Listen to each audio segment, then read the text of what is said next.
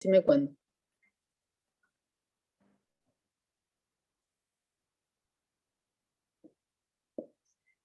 Muy buenas noches. Mi nombre es María Novakoski, soy presidente del espacio Mujeres Liberales Argentinas. Esta noche va a estar con nosotros la señora Diana Mondino para disertar junto a nuestra audiencia sobre Argentina 2022, salimos del pantano. Muy buenas noches, Mariana, muy buenas noches, Diana, ¿estás por ahí? Aquí estoy. Fantástico. Si te parece bien, lo que vamos a hacer ahora, le vamos a pedir a nuestra querida Mariana Jallo, que es la vicepresidenta de nuestro espacio, que nos lea tu currículum para aquellas personas que no te conocen aún. Bienvenidos, buenas noches. Gracias, Diana, por aceptar nuestra invitación. Voy a contar un poquito quién es Diana. Diana Mondino es directora de Relaciones Internacionales y profesora de Finanzas en los máster en Dirección de Empresas y máster en Finanzas de la Universidad de SEMA. Tiene experiencia en temas económicos y de management. En el sector privado es directora de Loma Negra, Banco Roela y Ciro Online. Ha sido directora de Pampa Energía y Banco Superville. En el área social es miembro del Consejo de Dirección de la Fundación Banco de Alimentos. Hasta el 2005 fue directora de la región latinoamericana para Standard & Poor's, basada en Nueva York, con responsabilidad sobre las actividades regionales. Diana tiene un MBA y es licenciada en Economía de la Universidad Nacional de Córdoba. Nuevamente, bienvenidos a todos, y a vos, especialmente Diana, por aceptar nuestra invitación y compartir este espacio. Al contrario, gracias a ustedes, porque este es un encuentro internacional. Ya se sabe, siendo cordobesa, tendríamos que usar roaming internacional para esta llamada. Bueno, vos sabés, Diana, que estuve leyendo algunos reportajes tuyos que te han hecho a lo largo del año y del último mes, y me llamó algo muy, me llamó mucho la atención esto de que te definís como una economista rara. ¿Nos contás un poquito quién sos y por qué te definís de esa forma? A ver, porque normalmente lo que la gente tiene en la cabeza es que los economistas se dedican exclusivamente a cosas del mercado, comprar y vender acciones, cosas similares, o del gobierno, de decir cómo tiene que ser, querer ser ministros. Y los economistas en general, en todas partes del mundo, se dedican a muchísimas más cosas. Yo me dedico a estrategia de evaluación de proyectos, cómo crecer, en qué lado nos conviene crecer, y tengo mucha responsabilidad de gestión. O sea, esto que mencionaba ella, yo tengo que pagar sueldos a fin de mes. Entonces eso no es lo habitual, inclusive en aquellos economistas que tienen una consultora grande, que tienen muchos empleados, etc. De todas maneras, no es lo mismo que decir, bueno, tengo que conseguir y vender un producto físico, no estoy vendiendo consultoría, no estoy vendiendo otra cosa. Así que en ese sentido es medio raro. Y la otra cosa que es rara es que el economista, el lenguaje de la economía es un lenguaje muy matemático, es necesaria econometría, hay muchas variables que se mueven y no son fáciles de explicar. Y yo soy rara porque también soy ama de casa y yo lo explico para que, digamos, también, ¿no? la de la verdulería, si no la verdulería puede entenderlo.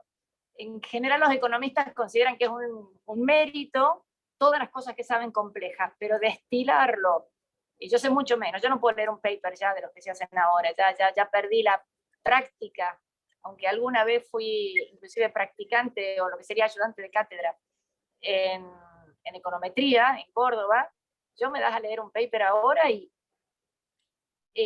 puedo entender con mucho esfuerzo, porque se ha sofisticado enormemente. Y los economistas estamos orgullosos de esa sofisticación, que lo hace muy difícil. Pero bueno, yo no trato de que sea algo fácil de entender. Diana, te quiero hacer una consulta. Quiero que me des tu opinión. El marco económico y social que está viviendo hoy la Argentina, o de caras al futuro, ¿no? Al 2022, no me voy hasta el 2023. ¿Es parecida a la situación que nos dejó Alfonsín antes de la primera presidencia de Menem o no? O sea, que creería que no. A ver, Argentina a lo largo de los años, particularmente en las últimas 2 décadas, ha sufrido un proceso de degradación muy importante en varios elementos. Cuando con la hiper de Alfonsín o la primera hiper de Menem, o mismo en el 2002, con la devaluación, la especificación asimétrica y el default, aún así había una actividad por parte del Estado muy diferente. O sea, cumplía razonablemente bien sus obligaciones, salud, educación, seguridad, eran notablemente mejores. Hoy tenemos una situación bastante particular. Esas funciones se han degradado extraordinariamente, y a pesar de eso el gasto público ha subido, se ha duplicado. Con respecto al gasto público que terminamos teniendo con Menem, estuvo entre 22, 23, 25% del PBI, según años más recesivos o menos, y ahora estamos prácticamente en el 50, 48. Entonces, a pesar de que el Estado gaste el doble, los servicios que brindan son notablemente peores, y por ser peores, a lo largo del tiempo se ha degradado notablemente la calidad de la mano de obra argentina. Digamos, un graduado universitario, un ingeniero de ahora, sabe cosas diferentes que las que sabía ese mismo ingeniero hace 25 años, y un chico en el 4º grado tiene capacidades también diferentes que las que tenía un chico hace 20 años. Cuando digo diferentes, es bueno, porque, por ejemplo, el acceso a tecnología, etcétera, no existía antes, pero hay otras cosas que son muy serias. Pongo un ejemplo muy duro. En Argentina, la capacidad de comprensión de texto de chicos que terminan el secundario, diciendo que son muy poquitos los que terminan el secundario, es muy baja. Hay muchos chicos que terminan el secundario y no tienen adecuada comprensión de texto. Hace 20 años ese mismo examen se tomaba en 7º grado con mucho mejor resultado. En ese sentido, la Argentina no está como en ese momento. Voy a decir, no, pero teníamos una hiperinflación, no, pero había un desempleo. Bueno, ahora las armas que tiene la sociedad para compensar un shock económico brutal como es como fue la hiperinflación, las armas que tiene la sociedad son muchísimo menores. O sea, la capacidad, la resiliencia de las personas y de las empresas, y por lo tanto de la sociedad, es muchísimo menor. Es lamentable, o sea, hemos involucionado en ese sentido en los últimos 20 años. A pesar de todo crecimiento económico, O sea, Diana, si vos tomás punta a punta los 20 años, ha habido, o más, 30 años, ha habido crecimiento económico. En general, hay más casas, hay más autos, pero la sociedad está empobrecida. Y fíjate que no mencioné pobreza ni una sola vez, sino las capacidades que tiene la población. Yo creo, te interrumpo porque yo de formación soy arquitecta, pero además trabajo en docencia todas las mañanas, porque para mí es importantísimo tener el pie puesto en un aula para ver qué es lo que pasa en la Argentina. Y la degradación del tejido social es tan grande. Uno cuando dice, bueno, pero los chicos no interpretan un texto o no pueden resolver cálculos sencillos, hablo de chicos de 2º, 3er año, y creo que en esto que mencionás, somos todos responsables.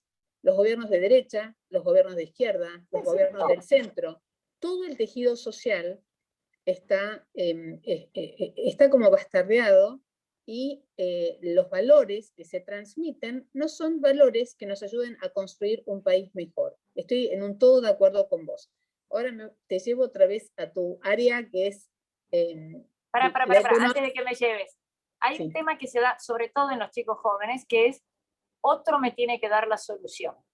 O sea, si vos les pedís que hagan una cuenta, te miran como diciendo, pero si está la calculadora, ¿no? O tenés que saber tal cosa, pero si lo busco en Google. Bueno, ¿sabés buscar en Google? ¿Sabés usar la calculadora? ¿Sabés plantear el problema para poder usar la calculadora? Ese paso previo es el que ya también desapareció. Hoy no tiene sentido que un chico aprenda la tabla logarítmica, pues tampoco aprendimos la tabla logarítmica, aprender a usarla, ¿no? Eso hoy probablemente no tenga sentido, pero si no sabes qué son, para qué sirven y cómo están, decís, bueno, pero en la vida, ¿cuántas veces lo vas a usar? Y no sé. Mira, yo recuerdo un caso con una vez, mis hijos, uno tenía, no sé, ahora tiene 6, 7, 8 años. No, no quiero la escuela, lo que me enseñan. Y yo estaba cocinando. Dice, ¿para qué me va a servir esto? No me acuerdo qué tenía que hacer. Entonces estaba cocinando y digo, ¿qué es esto? Un tomate. ¿Y cómo sabes que es un tomate? Porque es un tomate. ¿Pero cómo sabes que es un tomate? ¿Qué sé yo? Digo, porque alguna vez alguien te dijo que esto era un tomate y nunca más te lo olvidaste. Entonces lo que te están enseñando ahora, que estás en, no sé, segundo o tercer grado, no, tampoco te lo vas a olvidar más. Y nunca vas a saber en qué momento ese conocimiento va a resultar útil. Bueno, hoy hemos perdido eso. Hoy al chico no se le dice que es un tomate, se le dice cuando necesitan algo lo van a poder buscar. ¿En dónde? No sé. Ese es el problema. Y ahora sí te dejo el tema económico, perdón. No, me llegó lo que dijiste porque te imaginas que lo visualizo todos los días y nadie levanta el guante, nadie se hace responsable y no veo que para mí la única forma de que el pueblo argentino cambie y que podamos virar en cuanto a la propuesta hacia el país es que la gente se eduque, si no vamos a seguir con pan y circo. Pero bueno, quería hacerte una consulta. En la primera presidencia de Menem, el déficit de la deuda externa se bajó con las privatizaciones de algunos servicios públicos y algunos bienes del Estado, como la privatización de Sonisa, la de YPF, la de Entel y demás empresas, ¿no? Yo me pregunto, primero, ¿cuál es nuestro déficit hoy? Y cómo es que teniendo una tasa del 38%, las reservas del Banco Central siguen cayendo. ¿Cuál será la estrategia que piensan tener en estos próximos 2 años? Y vos, si a vos te llamaran, por ejemplo, para colaborar, ¿cuál sería tu estrategia, Diana? A ver, estás mezclando 3 temas. El déficit, que es un flujo, las reservas, que son un stock, y las LELIQ, que es una tasa sobre un stock. O sea, bueno, vamos por partes. Dijo Jack el Destripador, ¿no? A ver, el déficit con Menem se fue reduciendo notablemente. En parte era indispensable por la absoluta inoperancia que ya tenían las empresas públicas, en parte por una cuestión económica. Luego fue creciendo y financiado con deuda fundamentalmente por la desfinanciación de las AFJP. O sea, nosotros todos poníamos plata en las jubilaciones y con eso se pagaban las jubilaciones. De pronto, desde el año 94, todos dejamos de poner plata en las jubilaciones y empezamos a ponerla en nuestra cuenta particular. Entonces el gobierno, y esa plata ya no estaba más que nada, tenía que salir de algún lado y esa fue la deuda. Por eso es que fue tan criminal. Pero cuando se defoltea la deuda que se defolteó es justamente la que se había asumido para con esa plata pagarle a los jubilados. Más de la mitad de la deuda de Menem tenía ese origen. Con la situación de haber defolteado la deuda, después la renegociamos a lo largo de los años, de 2016 que asume Menem, Macri, y entonces ya esa deuda se había engordado un montón. Ahora hemos vuelto a defoltear, hemos vuelto a renegociar. O sea, esa jubilación hemos pagado 3 o 4 veces. Con el agravante, la tristeza, que vos sacás la cuenta, esto fue en el 2004, la gente que se pasó masivamente al sistema privado, ponele que hubiera gente que tenía más de 40 y que no se hubiera querido pasar. En general sí, pero esa gente, si tenía más de 40 en el 94, ahora tendría más de 70, ¿no? El 2004, 2014, sí. Entonces, ahí había cálculos actuariales que en el año 2013 desaparecía completamente y para siempre todo pasivo previsional que tuviera el Estado, excepto con las Fuerzas Armadas. Resulta que ahora tenemos un déficit previsional muchísimo más grande y la deuda. Ese es un punto. Ahora me preguntaste también el déficit actual. El déficit actual tiene varios componentes. Cuando asume Macri, bien sacada la cuenta, porque había una cosa que se llama libramientos impago, que es decir, cosas que el gobierno antes de entregar debería haber pagado y no había pagado. Bueno, según como saques la cuenta, entre 8 y 9%, se entrega con un déficit de prácticamente 0, 0,5%. Este año vamos a estar en un déficit, de nuevo es difícil de calcular por una serie de razones que ahora te digo, que está entre 8 y 10%. O sea, en 2 años, en 6 años, de 8, dolorosamente se bajó hasta 0 y por eso perdió las elecciones de Macri, porque había recesión, había que estar, ese 8% del PBI que andaba dando vueltas por ahí, desaparece. Y ahora hemos vuelto a tener un déficit fenomenal. Ese déficit está compuesto de 3 elementos: el déficit fiscal, propiamente dicho, el déficit cuasi fiscal, que es el del Banco Central, y un tercer elemento que no está ni siquiera computado, que son los intereses que Argentina no está pagando, pero que está devengando. O sea que en algún momento lo va a tener que pagar, pero el déficit de este año, se paga más adelante, pero es de este año.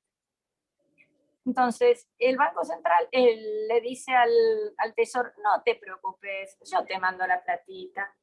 Y entonces el Banco Central emite recursos, billetes, se los manda al Tesoro, el Tesoro paga sus distintas actividades, paga la parte de déficit propiamente dicho. Ese déficit propiamente dicho tiene consecuencias, es la mayor emisión, tiene mayor inflación, el Banco Central sí lo saben, y por eso reabsorben ese dinero. O sea, el Banco Central dice, bueno, ahora emito un bono, un título público, digo, che, si me devuelven ese dinero les pago intereses, que son las famosas LELIC, que antes llamaban LEVAC, por lo cual paga esto que mencionabas vos, un 38% de tasa aproximadamente. Entonces, ahí el Banco Central asume, inventó dinero, lo invirtió, y después de inventar el dinero dice, ay, ¿qué hice? No quiero que esté dinero en la plaza, lo reabsorbe y va a pagar el 38% por ese dinero. Pero al mismo tiempo, como todos los argentinos vemos que ese pasivo está creciendo, decimos, che, y del otro lado, ¿qué activos tiene el Banco Central? Ah, las reservas. Bueno, las reservas deberían crecer al mismo ritmo que los pasivos, si no vas a tener un desajuste contable. Pero resulta que las reservas no solamente no crecen, sino que el gobierno está utilizando las reservas con distintos fines. Por ejemplo, hoy vendió 290 millones de dólares. Y esos 290 millones de dólares que ha vendido hoy es menos reservas. Con lo cual vos tenés una situación bastante particular. Esto es activo y pasivo del central. El pasivo está creciendo al 38% anual. Y el activo se te está achicando por 2 motivos. Porque vos no querés devaluar, decís esto está en precios constantes, y además estás vendiendo lo que tenías. Entonces, esto hace un problema muy difícil. ¿Qué solución tiene? Que ingresen más reservas.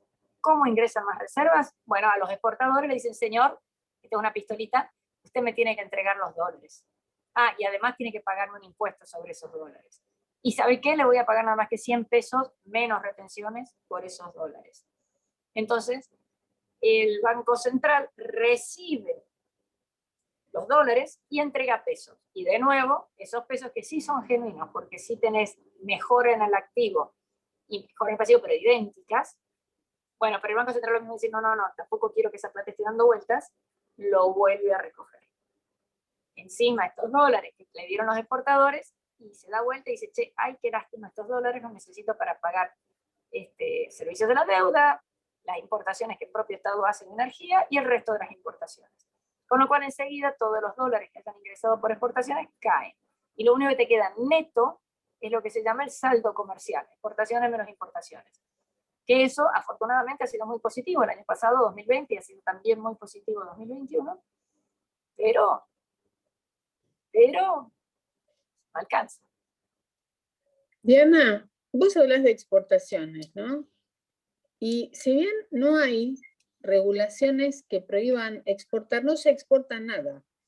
No exportamos carne, no exportamos ningún tipo de materia prima. ¿Cómo piensan que esos verdes de los cuales vos estás hablando van a ingresar? Explícame, porque sigo sin entender cómo vamos a salir de esta si no se abre el mercado. Ah, bueno, no, es que como dijiste, se puede salir del pantano y sí, esa es la solución. Abrir la economía sería la solución perfecta. Hoy la economía no está en condiciones de soportar un aumento, ¿no? de una apertura de la economía, pero tenés que ir liberalizando rápido. Pero a ver, no es que no se exporta nada, ¿eh? Ojo, se están exportando más de 80.000 millones de dólares. Se está importando mucho. ¿Podrías exportar más? Y sí. Si tuvieras más producción, podrías exportar más. Porque el tipo de cosas que Argentina habitualmente exporta no son, no tienen demasiado problema para colocarlo. No es que vos haces algo que tenés que conseguir que a alguien le guste esta remerita para querer comprarla internacionalmente. Mucho, no todo, pero mucho de lo que exportamos son commodities y razonablemente fácil de colocar. Es una cuestión de precio. ¿A qué me refiero a una cuestión de precio? Es que en el mercado internacional ese precio sube y baja y nosotros no es mucho lo que podamos hacer para controlar el precio de la soja, del biodiesel, del aceite, del maíz, la soja o el algodón. Entonces, ahí tenemos algo. ¿Se podría mejorar las exportaciones? Y sí, como mínimo, liberar las exportaciones que tenés pisadas ahora. Hoy hay 5 tipos de restricciones diferentes sobre las exportaciones de carne. 5, no una, 5. Esas exportaciones que tenemos detenidas, serios problemas para limones, para arándanos, o sea, esas no están prohibidas, ninguna está prohibida, sino que te piden que hagas tantas cosas para poder exportarlas. O sea, los arándanos no está funcionando el aeropuerto de Tucumán para carga, entonces tienen que salir por camión, o Buenos Aires, o Chile, es carísimo, y la verdad que entonces no es rentable. Lo mismo con los limones, tanto lío que hicimos, ¿se acuerdan? Con los limones, con Macri, Trump, y qué sé yo, bueno, vuelta para atrás porque hay problemas con los contenedores. En el mundo hay serios problemas con los contenedores, entonces Argentina tampoco tiene muchos contenedores, no importa, no exportar, no hay contenedores. El costo de transporte en el mundo ha crecido notablemente. Bueno, entonces nosotros que tenemos un producto de bajo margen, que te lo pagan al dólar oficial, menos retenciones y tenés alto costo de transporte, y bueno, no es mucho lo que podés hacer. Realmente un exportador de cualquier otro producto que no sea un commodity está en verdaderas dificultades. Y los de commodity pueden, porque las cadenas de valor se ajustan y voy a decir, bueno, si la soja es barata y lo que voy a pagar por el transporte es muy poco, lo que voy a pagarle al muchacho que trabaja en el tractor es muy poco, el tractor que voy a tener va a ser una vieja catramina de hace 30 años, entonces, bueno, si lo máximo que entre todos podemos cobrar por esta tonelada de soja es X, bueno, entre todos nos tenemos que distribuir ese X. Encima viene el gobierno y dice, hay un pedacito es para mí. Pero digamos, eso hace que, por ejemplo, la condición de vida en los pueblos sea mucho peor de lo que pudiera ser, porque lo que alcanza para pagar entre todos los gastos que son necesarios es muy poquito, por eso se fertiliza poco, por eso el estado digamos, de mantenimiento de molinos o alambrados o lo que sea que es pertinente para la explotación que se esté llevando a cabo es muy poca, porque no te alcanza la plata. Esa plata se la está llevando el Estado a través de retenciones y el tipo de cambio oficial. Diana, muchísimas gracias por aclararme mis 3 preguntas en una. Te quería hacer una consulta. ¿Qué variable es la que sube o baja la nota de nuestra deuda externa? Perdón, ¿qué cosa que dijiste? ¿Qué variable? ¿Qué variable es la que sube o baja la nota de nuestra deuda externa? A ver, las calificadoras de riesgo, yo trabajé tiempo en Standard & Poor's, Moody's hace lo mismo, evalúan la capacidad y voluntad, subrayo, voluntad de pago del emisor. Dije voluntad, y ya ves, ahí están los de la CIDE que me están interviniendo el teléfono y se me cae. La voluntad de pago del gobierno o del emisor, del deudor, que tenga para pagar. Argentina claramente no tiene capacidad de pago muy buena porque tiene déficit. Déficit quiere decir, no solo no te puedo pagar lo viejo, sino que necesito que me dame más, ¿no? Porque eso es un déficit. Entonces Argentina hoy tiene muy escasa capacidad de pago. Pero esas son letritas, AAA, C, lo que sea. El famoso riesgo país es algo que la gente cree que lo determina una mente perversa en algún lugar del mundo, y no, son las cientos o miles o millones de personas que quieren comprar y vender un título argentino, o ruso, o chino, o japonés, y que dicen, mira, por lo compro solamente si la tasa de interés es X. Entonces, por ejemplo, hoy lo compran solamente si la tasa es 17% más alta que la tasa americana. 17% es 1.700 puntos básicos. Un punto básico son 100 puntos básicos de un 1%. Entonces, lo que el gobierno dijo, en su momento, yo este bono lo voy a pagar en el año, qué sé yo, 2042, y voy a pagar un 2% de tasa. Invento los números, ¿eh? Pero la gente dice, no, yo no sé si en el año 2042 me lo vas a pagar, no sé si antes me vas a ir pagando ese 2%, yo lo compro solamente si lo compro muy barato. No lo pago 100 pesos, lo pago 30. Bueno, si me sale bien, gano.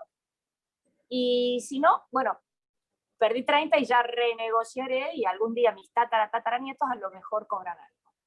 Pero no es una persona la que define el riesgo país, no es una persona la que define tampoco la calificación que es Standard & Poor's o Moody's. Yo trabajé en Standard & Poor's y es un trabajo muy intenso de muchas personas, un comité formado por 10, 12, 15 personas. Para bajar la nota de un país es un trabajo, es una responsabilidad gigantesca, no es alguien que pasaba y está de mal humor y lo hace. Es muy complejo. Creo que para poder tener una mejor calificación tenemos que tener políticos creíbles, políticos serios. Y por ahora no veo que podamos... Son cosas, ¿eh? Son dos cosas. Vos necesitas políticos creíbles durante mucho tiempo. A ver, Macri, en lo suyo era creíble, pero te podía gustar o no gustar. Pudo haber acertado o no acertado, pero el tipo decía algo y iba tratando de hacer ese algo que había dicho. Sin embargo, en las elecciones, en la alternancia, que todos los demócratas decimos es buena que haya alternancia, resulta que en la alternancia se modifican abruptamente todas las políticas. Entonces, hoy vos lo podés traer a la Madre Teresa de Calcuta a manejar Argentina, que le vas a creer lo que te diga, a Winston Churchill, que le vas a creer lo que te diga, pero decís, ¿y cómo sé que el próximo va a mantener lo que vos me estás diciendo?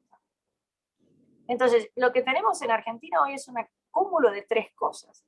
Tenemos falta de credibilidad de las autoridades, que además no definen lo que hacen, con lo cual tenemos incertidumbre, y además tenemos falta de confianza en las instituciones. O sea, resolver las tres cosas no es una cuestión de las elecciones de este domingo, no es una cuestión de quién o quiénes ganen en el 23. Tiene que haber una continuidad de las políticas que hagan que la gente diga que está. Ya, yo viví en España un tiempo bajo el gobierno de Felipe González, que era socialista, y cuyo vicepresidente era bastante extremista, ¿no? Y ellos tenían, bueno, el equivalente a nuestros altos hornos somisas, digamos, una cuestión de una sería. Y yo me acuerdo haber visto en televisión y el impacto que generaba, porque ¿viste los dibujitos del coyote y el correcamino que bajan una cosita así que dinamita todo? Bueno, literalmente ese mismo efecto, que obviamente no era necesario, con un botón no hubiera sido, pero hacer así y dinamitar Sagunto, donde habían trabajado no sé qué cantidad de miles de personas, el pueblo, la gente, el polvo. ¿Y por qué? Dice, para que nunca más vuelva. En Argentina vamos a tener que dinamitar cosas. Y si así fuera, ¿cuáles cosas? ¿Cuáles son las que no querés que nunca más vuelvan? Por el costo que te representa. Diana, perdona que te interrumpa, que tiene que ver con esto que estás diciendo. Hace menos de un mes estuvo con nosotros el doctor Manuel Solanet, que seguramente lo conoces. Claro. Y él, una de las cosas que dijo que me impresionó dentro de las reformas que promovía era poner a todas las personas que trabajan para el Estado en disponibilidad. Disponibilidad. Sí, salvo los que tuvieran una carrera, como por ejemplo los diplomáticos o la gente que está en justicia, ¿sí? Mi preocupación es, suponete que vamos otra vez con las privatizaciones o esto que decís de dinamitar aquellos ministerios que sabemos que no funcionan o todo aquello dentro del Estado que no funciona. ¿Cómo hacemos para asegurar que haya un equilibrio adecuado para que, por un lado, la economía empiece a moverse como se tiene que mover y haya una gran masa de gente que indefectiblemente se va a quedar sin trabajo? ¿Cómo se hace para lograr ese equilibrio? No, wait a minute. A ver, por empezar, el plan de Solanet era muy bien pensado, muy cuidadoso, con una realidad de país diferente, ¿no? Ese plan estaba pensado cuando Argentina tenía menos de la mitad de la pobreza que tiene hoy. Con lo cual, habría que volver a mirarlo, a ver cuáles de esas medidas él tenía, hay que profundizar, y cuáles otras a lo mejor ya no fueran apropiadas. No sé, habrá que ver. Técnicamente, legalmente, lo que sugiere es razonable, pero hoy hemos tenido una experiencia en carne propia, la hemos tenido todos los argentinos, que ha sido esto de la cuarentena, en donde hemos tenido entes públicos, nación, provincia y municipio. No pensemos siempre solo en la nación. Nación, provincia y municipio, en donde enorme cantidad de empleados públicos no han ido a trabajar. No se los ha llamado para trabajar. No se les ha asignado ningún tipo de otra tarea. Nada. Pero así nada es nada. Otra gente sí ha trabajado y ha trabajado muchísimo, no digo que no. Pero en algunas áreas, nada. Entonces, puedes decir, pero como antes para sacar un carnet de conducir tenía estos 500 tipos y ahora que no han otorgado carnet de conducir durante 1 año y medio, ¿a dónde están? ¿Qué están haciendo? Bueno, toda esa gente, es complejo lo que voy a decir desde el punto de vista de gestión, pero como a mí me gusta la gestión, toda esa gente la asignás a cada uno de esos que si son empleados públicos deberían tener secundario completo, no sé, a toda esa gente la asignás y que vaya a controlar las compras de los comedores escolares, que vaya a enseñar a leer a las criaturas que no están, que vaya a acompañar viejitos que estén aburridos y que no tengan otra actividad que hacer, que vaya a jugar al truco con los veteranos, no sé, que haga algo, estamos pagando para que haga algo. Después, ¿le subirías el sueldo a esa gente? Si no están haciendo nada. Los aumentos de sueldo que hubo en el Estado en este año han sido, comparado con algunos sectores, ha sido inclusive mejor. Es razonable que reciban un sueldo mejor. Y no, está bien, estás afectando a la calidad de vida, etcétera. Pero bueno, señor, haga algo, búsquese algo. Si usted gana más que en el sector privado, usted debería hacer algo mejor que en el sector privado. Entonces es importante que la relación de salario sea tal que le resulte interesante y atractivo pasar al sector privado, esté o no, y se va a tener que capacitar para pasar al sector privado. Porque ahora tenemos una situación muy particular, que es que ganan más por una tarea que no tienen que cumplir. Entonces, digamos, es muy, muy especial la situación. Pero el problema argentino no son los empleados públicos. Te da rabia los empleados públicos, te dan rabia los piqueteros, te da rabia, pero no es ese el principal problema argentino, de ninguna manera. Si vos miras el presupuesto 2021, tenés, ojo, de buen cubero, 50% es francés, más. Lo que estaba previsto, que después no se pudo dar porque la cuarentena continuó, bueno, por muchas razones, pero estaba previsto menos del 5% para los famosos, la ayuda social, ¿no? Los planes. El resto es, digamos, uno dice, no, pero los embajadores son el 0,25% del presupuesto, toda la Cancillería. 0,25%. No te mueven el perímetro. Que no hagan nada es otra cosa, pero no está la plata grande. Y 18% son lo que se llaman subsidios económicos. Las empresas públicas, aerolíneas primera, y los subsidios a energía, transporte, cloacas, etc. ¿Hacen falta esas cosas? Y sí, las cloacas hacen falta, no me cabe ninguna duda. Las empresas públicas, algunas son fantásticas, el INPAP es fantástico, pero 18%, no puede ser 15, no puede ser 12, no puede ser 10. Entonces, hoy la reestructuración que vos necesitas en el gasto público es extraordinaria. Y repito, estamos hablando de nación. Pensá lo que pasa en municipios y en las provincias, ¿no? Todos conocemos municipios en donde la cantidad de empleados públicos es notoriamente mayor de la que sería razonable por cantidad de habitantes, y los servicios son notoriamente peor que lo que sería necesario por cantidad de habitantes. Entonces, a toda esa gente que ya está, la gente dice, no, los jubilamos. No, momento, si los jubilas, en algunos casos, en algunos municipios la jubilación es más alta que lo que cobran de sueldo, ¿eh? Así que jubilarlos tampoco es una solución. Entonces, lo que hay que hacer es que esa gente tenga algún tipo de tarea. Alguien se tiene que sentar con paciencia y hacer una lista de 10, 20, 200 tareas posibles. Decir, che, por orden ministerial.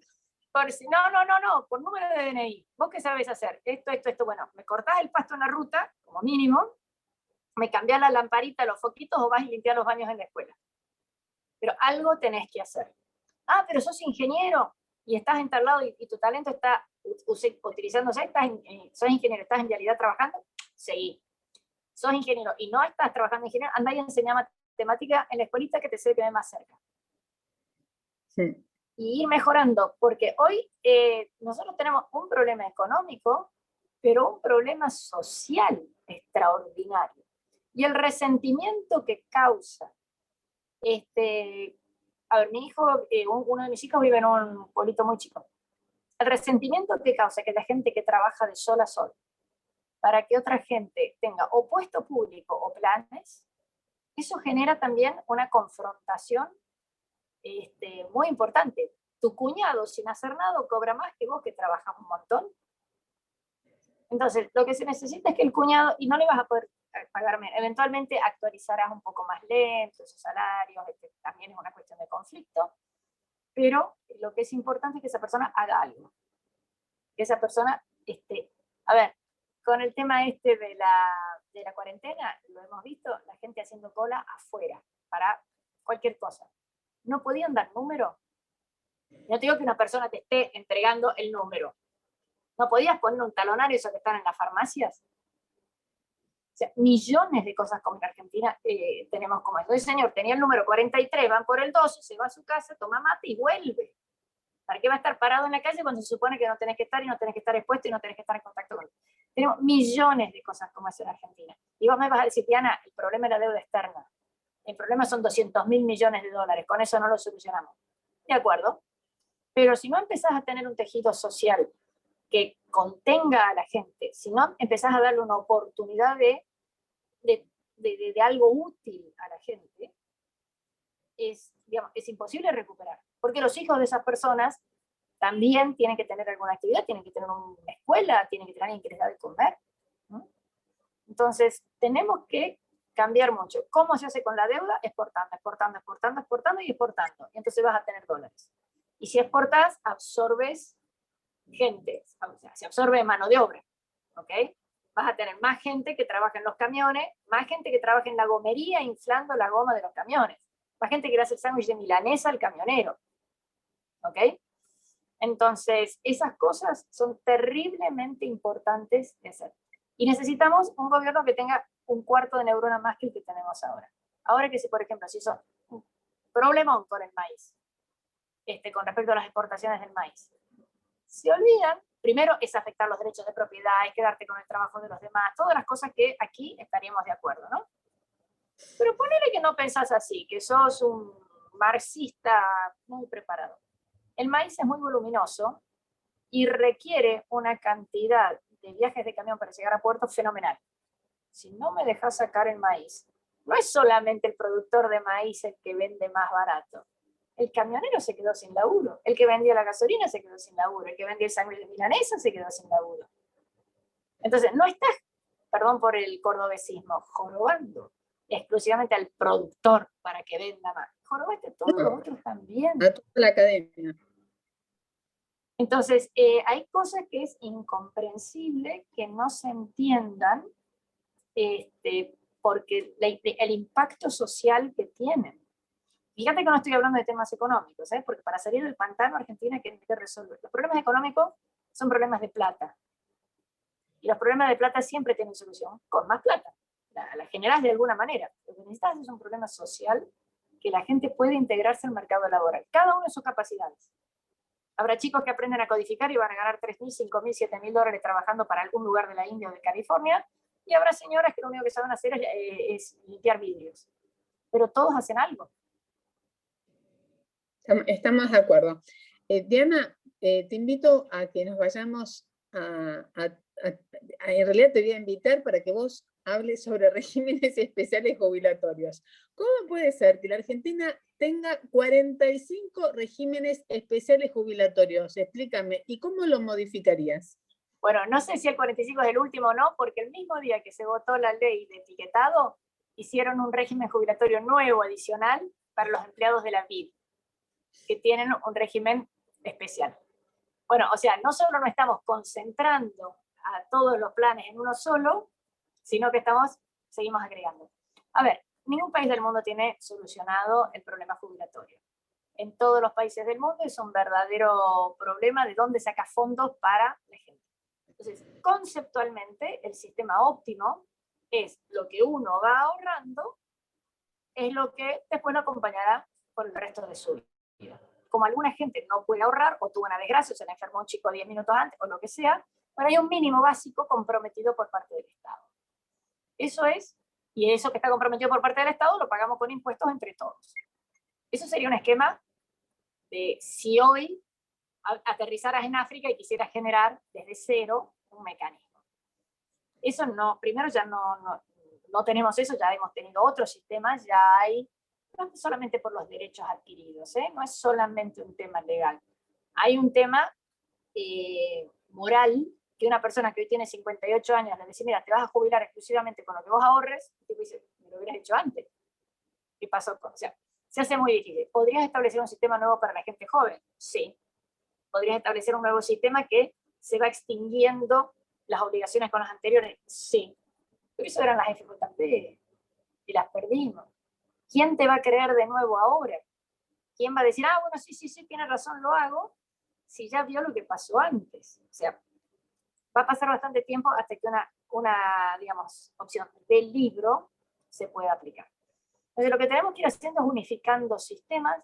De todos los sistemas, para mí, el más importante de todos, el que más fácilmente deberíamos intentar solucionar, es el sistema acumulativo de jubilaciones. No solo tenemos 40 y pico sistemas, ojo, y tenemos que contar Fuerzas Armadas y de Seguridad, que no están metidas en esos 40 y pico. Que además tienen sistema de retiro desde muy joven. En las Fuerzas Armadas no te jubilás a los 65, te podés retirar sustancialmente más joven, cobrando menos que lo que cobrarías si esperás. Bueno, en Argentina tenemos un cáncer verdaderamente grande, dos cánceres.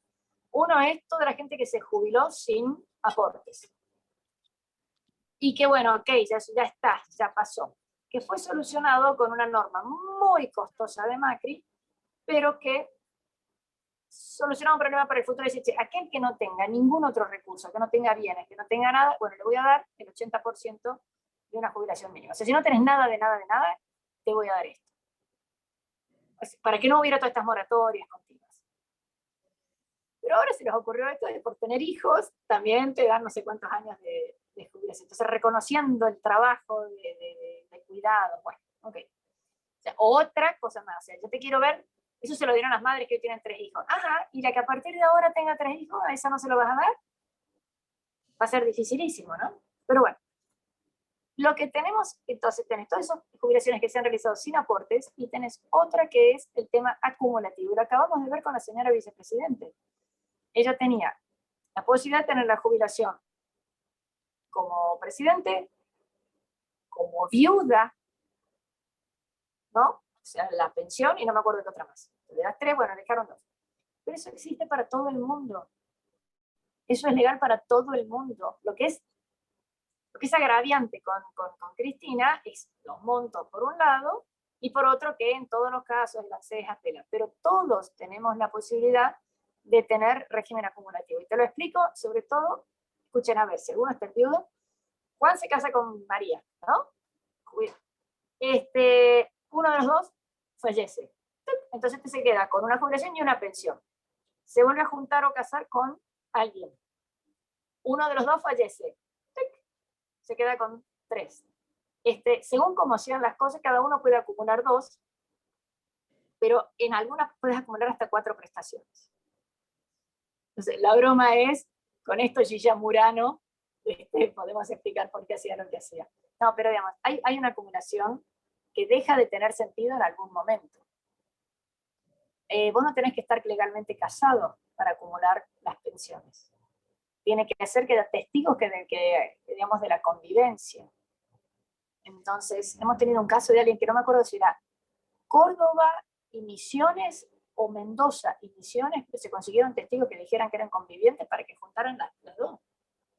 Y bueno, si uno de los dos se muere, al otro le queda más. ¿Qué te cuesta? Hacer el trámite son 10 minutos. Si te sale bien, es un montón de plata. Bueno, ese tipo de cosas en Argentina tienen que irse simplificando. Es extremadamente complejo y oneroso la administración de todo esto, aun cuando no hubiera estas irregularidades. es extremadamente injusto que los aportes no están vinculados a tu futura prestación, hay topes, y antes vos tenías, en los años 90 se puso un tope a cuánto tenías que aportar, pero también tenías un tope a cuánto ibas a tener de prestación. Ok, pague menos, pero va a cobrar menos. Con las FJP dijeron, si quieres poner voluntario en otro lado, perfecto. Acá lo que se hizo es, ok, tiene un tope de cuánto es la jubilación máxima, pero seguís haciendo aportes hasta cifras bastante elevadas. Esa cifra sobre la cual hacer aporte tiene una indexación automática con lo que sea, no sé, la cuestión de autónomos o algo por el estilo. Entonces, complejizamos el sistema cada vez que sacamos una norma, en vez de simplificarlo, y no siempre es a favor del jubilado, ¿eh? O sea, porque si dijeras, bueno, por lo menos el Estado siempre le paga más al jubilado, pero tampoco es eso, porque el Estado dedica muchísimos recursos a litigar, en litigios que son muy prolongados, a veces se te muere el jubilado antes de que la cosa resulte, pero el costo total del litigio, no sé, bueno, hay muchísima complejidad, hay gente muy especializada en eso, y está especializada en sacarle plata al Estado, ¿no? En presentar tu caso en una forma... Poco llanta. Sí. No, santa no, Perdón, puede haber un santa, no digo que no, pero es tan complejo el sistema que encontrar cuál es el agujerito en el cual podés estar, me facilita. Diana, ¿cómo introducimos productividad a la economía? Con orden. Con orden. A ver, si vos vas a trabajar, que sepas que tu colectivo pasa siempre a las 6:15, y si te perdiste hasta las 6:15, hasta las 6:30 no hay otro. Entonces podés calcular a qué hora vas y a qué hora venís. Hoy, no digo que encima vengas cómodo y con aire acondicionado, digo simplemente que puedas calcular qué hora vas y venís. Entonces, ¿quién tiene que venir a cuidar a tus chicos?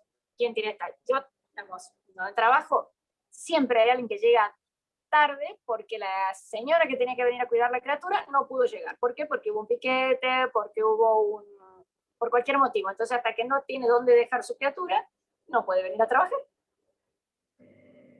O sea, eso es un mínimo, un orden en muchas cosas. El piquete, por ejemplo, si la gente tiene ganas de protestar, bueno, pero que yo pueda ir y venir a trabajar. Una maestra de inglés particular ya no existen, no solo porque nadie lo puede pagar, sino porque dice, yo no sé si llego a tiempo al otro lugar donde tengo que dar clase.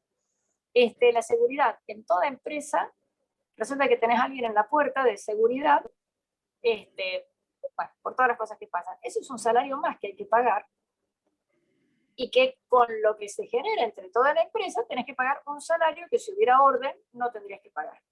Y no vale que me digas, ay, pobre señor, se va a quedar desempleado, porque ese señor podría estar trabajando adentro de la fábrica, no en la puerta de afuera como guardia de seguridad.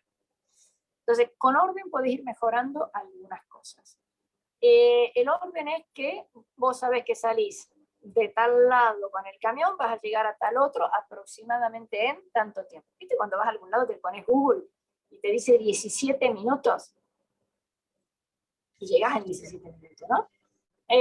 Bueno, pero digamos que para muchísimas actividades que son actividades vinculadas a las actividades profesionales, pues tenga una precisión, digamos, cuánto se tarda en llegar.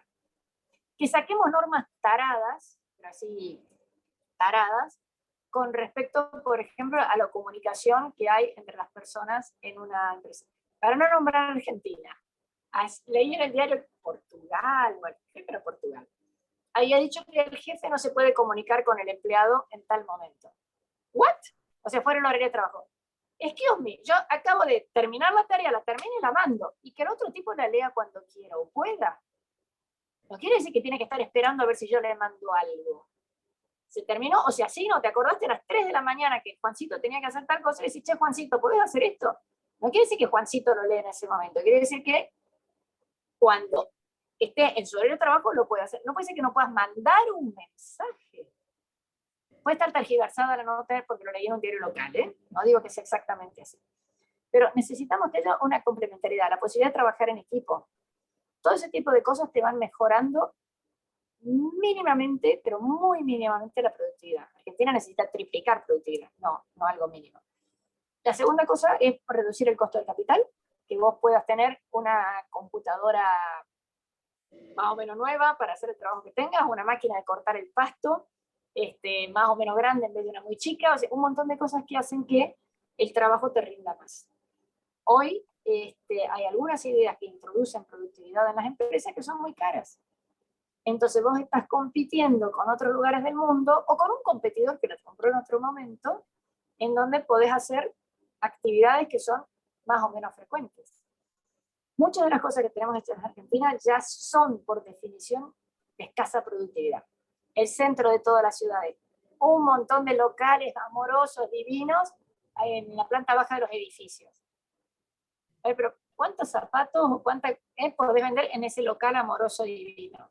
¿Y qué productividad podés tener para que haya una persona ahí todo el santo día atendiendo a ver si viene alguien a comprar lo que sea que vendes en ese local? No te digo ir al concepto de grande superficie fuera de la ciudad, pero es extremadamente difícil que sea rentable tener un negocio pequeñito. ¿Cuánto podés vender en ese negocio pequeñito? ¿No? Entonces, requerimos una transformación inclusive de nuestros mecanismos y medios de transporte, ¿no? Entonces, a ver, Mercado Libre ha armado estos grandes centros de distribución. Me resulta más barato llevar todo desde algún lado, juntarlo en ese lugar y volverlo a sacar. Los americanos llaman hub and spoke, o sea, juntás todo y después lo volvés a distribuir, que cada uno vaya mandando al lugar que quiere, ¿no? Bueno, pero si estás en otros lugares, eso no es fácil. O sea, se requieren aumentos de productividad en absolutamente cualquier área que estés considerando. Y, sin embargo, nuestra legislación en general orientada en forma diferente, va orientada a aumento de costos, ¿no? A ver, la ley de etiquetado, por ejemplo, es un ejemplo clarísimo del aumento de costos con un beneficio que no está tan claro. Pero bueno, eso es lo que tenemos que tratar de mejorar, que todas las cosas vayan hacia mayor productividad. Y no estamos yendo en ese camino, para nada. Para nada. Espero que... ¿Cómo? ¿Se me cortó? ¿María? ¿Me escuchas María. bien? Hola, hola. Ahora sí, repetí. ¿Me escuchas bien? Ahora sí. Sí. Ahora no. Quería hacerte una pregunta. Espérame un segundito, ¿sí?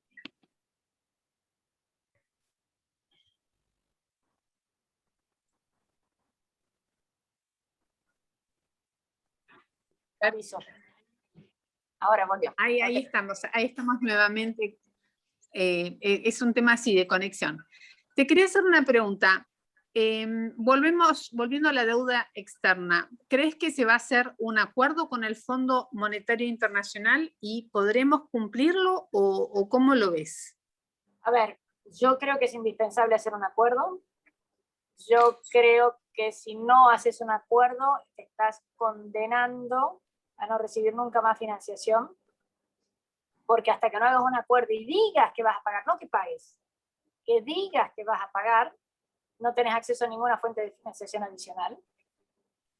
Y si no tenés ninguna fuente de financiación adicional, la reducción del déficit va a tener que ser machaza, quiero decir machaza.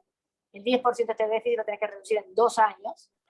Macri tardó 4 en reducir 8, y mira los problemas que tuvimos. Hacer 10 en 2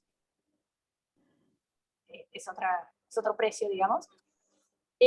Con lo cual tenés que tener un acuerdo. Que lo cumplas es otra cosa, ¿no? Y menos con este gobierno. Pero tenés que decir que lo vas a pagar en el año 2080. Pero hasta que no lo digas, estás en problema, porque nadie va a considerar a Argentina para nada, ni los argentinos mismos. Es decir, ¿para qué me voy a gastar en hacer algo si este señor no sé qué está queriendo hacer? ¿No? Entonces, es bastante difícil eso. Yo creo que hay que hacerlo, y yo creo que hay que hacerlo pronto, y ojalá, además de hacerlo y hacerlo pronto, se cumpla. Pero no pido tanto. Por lo menos digamos que queremos hacer uno. Con el cuadro de situación que tenemos hoy en la Argentina, lo veo bastante difícil. Dios quiera que después del domingo nuestra situación y nuestra proyección cambie porque realmente es preocupante. Primero y principal, veo ahí que ingresó hace un rato el ingeniero Álvaro Luis Alzogaray, que seguramente te va a querer saludar. Muy buenas noches, Álvaro, ¿cómo estás? Hola María, ¿cómo estás? Muy Sí, bien. ingresé para ver la Diana y sus lecciones sobre todo. Así que siempre es un placer escucharla. Bueno, gracias. A ver, pero acá los que saben de política, yo no estoy hablando de política, ¿eh? Yo estoy hablando Vengo escuchando todo lo que venís diciendo. Sí. Concuerdo totalmente, por supuesto. Bueno, volviendo al cuadro de situación actual político, ahora sí hablemos de política. ¿Cuál crees de todas las opciones que tenemos de cara al 2023 que pueda llegar a ser el equipo ganador, el equipo que realmente le pueda dar a la Argentina un proyecto distinto, un sueño distinto? A ver, yo obviamente tengo un corazoncito liberal, pero también tengo un corazoncito racional. En la medida que Argentina continúe una decadencia, es muy probable que el tratamiento tenga que ser muy de shock. Y nunca se sabe en el shock cómo funciona. O sea, como mínimo tenemos que parar la decadencia. Este mismo gobierno puede parar la decadencia mañana si se pone a trabajar. Mañana no, lunes. Ahora están trabajando para las elecciones. Lo que el gobierno puede hacer muchísimas cosas hoy, este gobierno instantáneamente puede modificar una cantidad de cosas y que al contrario, creo que eso los ayudaría. Yo lo lamento porque me gustaría que este gobierno no esté en el 2023, pero además si este gobierno se pone las pilas y empieza a arreglar calles, y empieza a arreglar los baches, en toda la plata que están gastando en bicicletas y en colchones, las hubieran puesto en arreglar los baños de las escuelas y en bachear 3 calles, ganen las elecciones y las ganan tranquilos y merecen que los voten porque están haciendo lo que la gente necesita. Sin embargo, están dedicando una cantidad de recursos enormes a actividades que, además de menospreciar a la gente y que es indignante, etc., digamos, no tienen un resultado de largo plazo. Entonces, todas las cosas son medidas de cortísimo plazo. O anuncios de 4.000 millones de dólares que van a hacer en el futuro, etc. Lo que la gente necesita es poder comprar un neumático para el tractor. Eso es lo que la gente necesita. Esas son las cosas que se tienen que poder hacer. Entonces, desde el punto de vista político, a mí me gustaría más que gane otro tipo de inclinación, una inclinación más abierta al mundo, una inclinación que, digamos que por cada derecho tiene que haber una responsabilidad. Ese es el tipo de inclinación política que a mí me gustaría. Pero la cantidad de gente que hace falta para reorganizar el país, estamos hablando de miles. No son los 10 tipos que van a entrar de diputados nuevos del partido A o B o C. O sea, si vos querés organizar, pongo un nombre porque es icónico, ¿no? Pero si vos querés reorganizar aerolíneas, no necesitas una persona diferente en aerolíneas. Necesitas 3, 5, 20, mínimo, pero así, mínimo. Y necesitas que la gente tenga otra actitud, que tenga otro compromiso, que tenga otra convicción, ¿ok? Y podemos ir por los distintos estamentos. Mira, te pongo otro ejemplo con respecto a la gestión. ¿Cuántos municipios hay en Argentina? 12.000, un número muy grande.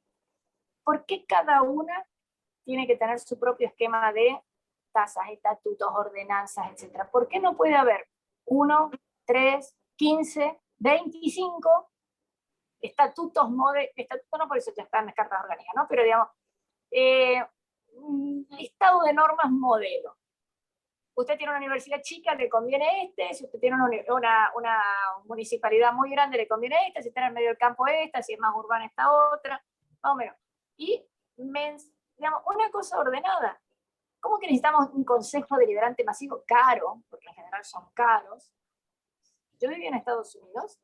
El consejo deliberante del pueblo donde yo estaba eran 6 personas gratis. Nadie cobraba. Se reunían con una frecuencia reducida, para temas locales, ¿verdad? ¿Por qué tiene que haber un consejo deliberante grande en lugares de 6, 8, 10.000, 25.000 habitantes, con sueldos elevados? para hacer lo mismo que está haciendo el pueblo de enfrente y el de más allá y el que está a 50 kilómetros. Hagan todo lo mismo. Definamos entre... O sea, ahí tenemos un montón de cosas que podrías ganar productividad. Y vos me decís, ay, ¿y qué hago? Bueno, mira, seguirle pagando al Consejo Deliberante. Los comuneros en la Ciudad de Buenos Aires, los comuneros, por Dios. Que sigan, que pagales, pero que por favor me invente cada uno su norma. Vos sabés que si vos tenés en Buenos Aires, tenés algo que tiene una cadena de franquicias, de locales, etc., tenés que pedir un permiso por el toldo. Bueno, es una cuestión estética, es una cuestión de que se quiere uniforme, no lo compro, pero es distinto en cada comuna. Entonces, unifiquemos, reduzcamos, digamos, modifiquemos. De esas cosas tenés para hacer bien. Entonces, ¿cuál es la ideología que me gusta más? Una ideología que desregule, que quite todas esas cosas. Ustedes tienen que haber escuchado 100 veces a Lacha, a Lázari, explicando los 23 permisos que hacen falta para la bondiola. Bueno, en todo es así, en todo. En todo. Entonces, vos necesitas que haya una simplificación de los procesos para reducir costos y tiempo. La variable de tiempo en Argentina la despreciamos. Entonces vos reducir costos y tiempo, y esa persona, y bueno, si irá más temprano a su casa, o leerá un libro, o se pondrá a tejer, pero por lo menos que no le jorobe la vida al que sí quiere ir a trabajar, al que sí quiere hacer el trámite rápido. Mira, yo voy a ser fiscal el domingo, bueno, no sé cuándo se ve esto, pero digamos, estamos grabando esto antes de las elecciones. Y no sé si se va a poder ver,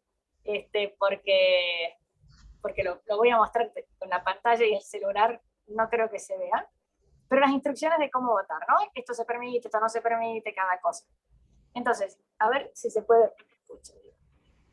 ¿Querés mandárselo a Mariana? No, lo van a ver. Dice, documentos habilitados para votar, ¿no? Estos están todos arriba. Y fíjate la frase que está resaltada en amarillo que dice, aquellos documentos que dicen no habilitado para votar, sí está habilitado para votar. Este es un documento oficial del ministerio. ¿Te das cuenta que dice, aquel documento que dice no habilitado, sí está habilitado? No sé si alcanzan a leerlo. Sí, sí alcanzamos. Nosotros dimos aquí por el grupo de mujeres liberales, dimos preparación para los fiscales y usamos el material del ministerio y vimos eso y nos sorprendió bastante. Claro, pero digamos, es que es hasta, no sé,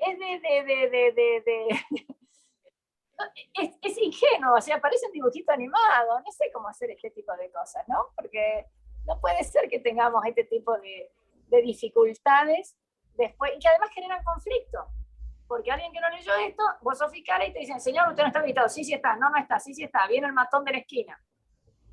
Y perdemos tiempo, perdemos energía, no es algo... O sea, Diana, te hago mi última pregunta y le paso la palabra a mi querida amiga Mariana.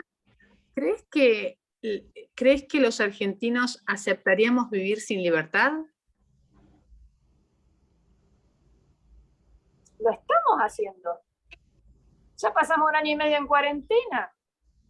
Ya tenemos que para cualquier cosa te dicen, no, usted por acá no puede ir, tiene que ir por aquel otro lado, tiene que tener abierto el negocio en tal horario, no puede abrir un supermercado de gran superficie en tal lado, no puede tener una farmacia más cerca de tal otro. Ya estamos en eso. ¿Qué más querés? ¿Qué más querés? Puede ser mucho peor. Yo claro, creo que... sí, o sea, hasta el Gulag tenemos rato. Yo no puedo modificar el programa de que enseña en la universidad sin haberlo notificado previamente. Soy profesora de finanzas. Técnicamente, obviamente que sí lo hago, pero técnicamente no puedo hablar de Bitcoin en mi curso, porque no está puesto en el programa. Debo ser una revolucionaria, porque yo enseño dentro del aula lo que creo que tengo que enseñar. Bueno, ok, pero por eso, bueno, ok, y hay gente que te pone el toldo verde cuando todo te rojo, pero bueno. Sí. Bueno, le paso la palabra a mi querida amiga Mariana Haldo, y si alguien tiene ganas de hacerle una pregunta en directo a Diana, por favor levante la mano y con mucho gusto le daremos el espacio. Muchas gracias, Diana. Bueno, gracias por todo lo que comentaste, fuiste bastante clara, así que un poquito saltando a los temas anteriores. Una es el tema de los mercados agrícolas. Brasil ya aprobó el comercio de trigo transgénico, y somos los inventores en Argentina de hacer el trigo resistente a la sequía. HB4, sí. ¿Es una oportunidad para la Argentina? A ver, eso es un tema que es de mucha complejidad por la extraordinaria desinformación que existe en la gente. Sí, disculpa. Mi pregunta, no quiero entrar en el tema del trigo. El tema es, si se siguen generando productos que podamos ofrecerle al mundo, este u otro, Argentina puede salir adelante. No quiero entrar ahí vamos. al O sea, trigo. hoy tenés las capacidades para eso. Ojo, se requieren muchas inversiones en general. Lo que no tenés es una ley de patentes. O sea, ¿Argentina tiene la capacidad para hacer esas cosas? Sí. ¿Es el único país en el mundo? No. ¿Vamos a hacer el más rápido? No sé. Y si lo haces, ¿tenés patente? Ajá. Si vas a desarrollar algo, ¿en dónde lo haces? Ajá. Los 10 unicornios que tiene Argentina. No, señor, son 10 unicornios hechos por argentinos. ¿Cuántos de esos unicornios no tienen sede social en Argentina? Ajá. O sea que la posibilidad existe y sí. Pero además no necesitamos generar cosas tan extraordinarias como sería un trigo resistente a la sequía, que realmente es una cosa que revoluciona el mundo. Hay dos elementos en los cuales se estaba trabajando en el mundo. Un arroz que no necesite tanta agua y un trigo que pueda resistir la sequía. Bueno, Argentina ya logró esto, el arroz todavía no está. Eso es lo que cambia el mundo con eso, y obviamente te cambian después tus condiciones. Y eso es lo que tiene que entender Argentina. Cuando tenés una oportunidad tenés que hacerla ya. Tenemos vaca muerta, que vaca muerta sí, que vaca muerta no, que me gusta, que no me gusta. Muchachos, los recursos fósiles tienen para muchos años en Argentina, 10, 20, 30, no sé cuánto, por mucho tiempo, pero ya no va a ser eterno, ya hay otras tecnologías. Entonces, hay un montón de esas cosas que tenemos que darnos cuenta. Pero aunque no fuera así, se nos va la vida. Se nos va la vida. O sea, a tus hijos, a los míos, yo ya tengo un nietito. A ver, la capacidad de generar que todo argentino, que toda persona tiene, cada uno en lo suyo. No todo el mundo juega al fútbol como Messi, cuéntenme cómo va el partido, ya que estamos. O como, digamos, cada uno es diferente. Entonces, hoy se nos va la vida. En biotecnología tenemos muchísimas posibilidades de un montón de cosas. Argentina ha desarrollado variedades de vid, muy importantes, variedades de algodón, muy importantes. Tuvimos el Inter, no tuvimos, lo seguimos teniendo con capacidades muy disminuidas. O sea, ningún cultivar que tiene Argentina hoy es el mismo que tenía hace, no te digo 50 años, hace 10. Todo eso son desarrollos que se van haciendo, pero lleva su tiempo. ¿Argentina lo tiene? Sí. Las variedades genéticas que tenemos de animales, notables. Tenemos el caballo de polo argentino, pero tenemos la raza Brangus y Braford desarrollados en Argentina para ganadería. Todo eso lo tenemos y lo podemos seguir teniendo, pero no somos los únicos. Y tenemos que protegerlo. Entonces, protegerlo en el sentido de cuidarlo, no de poner aranceles. Y tenemos que dejar que el tipo que lo haga lo venda, ¿no? O sea, que alguien se lo pueda comprar. El trigo hace 4 años que está. Y si vos no lo tenés autorizado, nadie te lo puede comprar. Entonces el señor que lo tiene listo, puso mucha platita, no tiene nada, ¿no? Así que bueno, ¿se puede? Sí. ¿Tenemos la capacidad? Sí. ¿Tenemos las ganas? Sí. ¿Tenemos la posibilidad?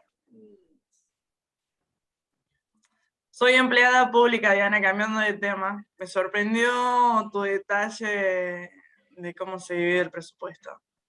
Me sorprendió. Bueno, que... Después te puedo mandarte un resumen hecho del presupuesto del 2021.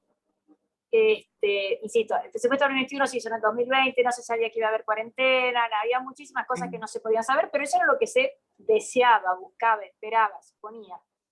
Y en ese momento decimos, no, che, vas a tener más inflación. Pero es muy distinto de lo que creemos.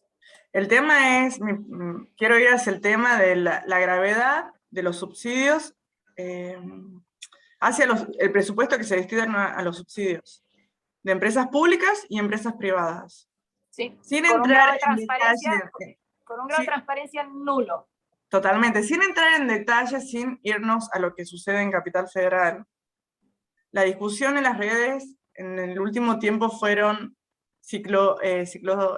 bicisenda versus kilómetros de construcción de subte. A ver, tenemos un precio de subte de 22 pesos. A ver, perdón, de todas maneras, es de una ignorancia supina esa discusión. Primero, si tuvieras plata, haces las dos. O sea, ¿por qué tiene que ser lo uno o lo otro? Uno va por arriba, el otro va por abajo, con lo cual no compiten. Sí, si totalmente.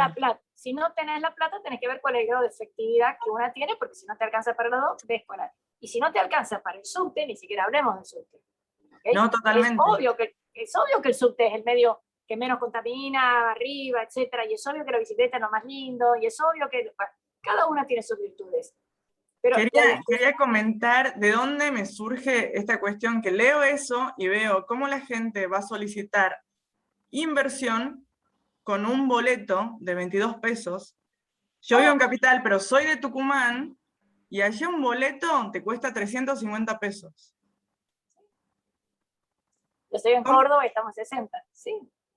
No, o sea, ¿cómo se revierte la situación? Chao subte. Bueno, lo que pasa es que a ver, hay una cuestión en economía cuando vos tenés muchas restricciones, así están todas atadas, si vos libras una, no necesariamente estás mejor. Por ejemplo, en el gobierno de Macri se empezó a mejorar tarifas, o sea, luz, gas, transporte, etc. Pero no necesariamente, pero la gente dice, che, pero me mantuviste el sueldo.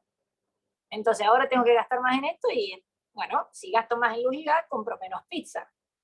Entonces el pizzero estaba enojado, no sabía por qué le pasaba eso. A nivel global el país estaba mejor porque se gastaba menos en subsidios a la electricidad, pero el pizzero estaba enojado. Y mucha gente decía, pero qué barbaridad la luz, y encima no me puedo comprar la pizza. Entonces, entre paréntesis, tuvimos menos inflación con Macri que la que tenemos ahora, habiendo ajustado tarifas. Bueno, vos podés modificar completamente cualquier cosa, pero tenés que compensar por las otras. Vos podrías hoy eliminar algo mucho más serio que eso. A ver, podés poner el precio del colectivo en el valor que es, podés eliminar las indemnizaciones por despido, podés eliminar un montón de estas cosas, pero la gente dice, bueno, che, un momentito, pero entonces aquello otro también, ¿no?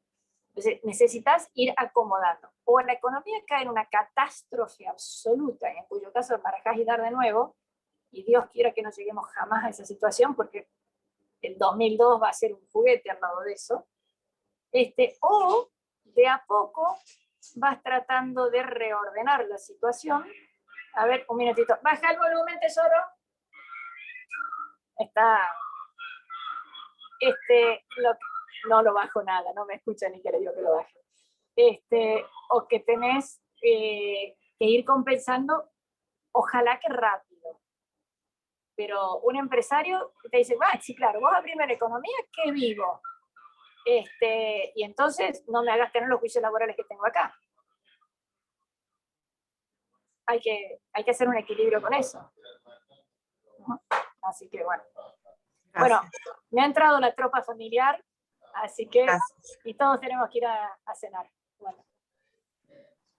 Diana, muchísimas gracias por haber compartido con nosotros tu tiempo, todo tu saber. Nos encantó tenerte con nosotras en nuestro living y seguramente te vayamos a convocar nuevamente el año que viene, seguro. Te mando un beso enorme, gracias por estar. Gracias a ustedes y sepa el pueblo votar. Felicitaciones, Diana, como de costumbre, brillante. ¿Qué tal, Roberto? Un saludo para Álvaro. Tanto tiempo, Roberto. Un beso grande. Gracias. Okay. Chau. Hola, Roberto. Roberto, aprovecho para saludarte también. Hasta luego, Diana. Gusto de saludarte. Hasta luego. Hasta luego, buenas noches. Buenas noches. Muy buenas.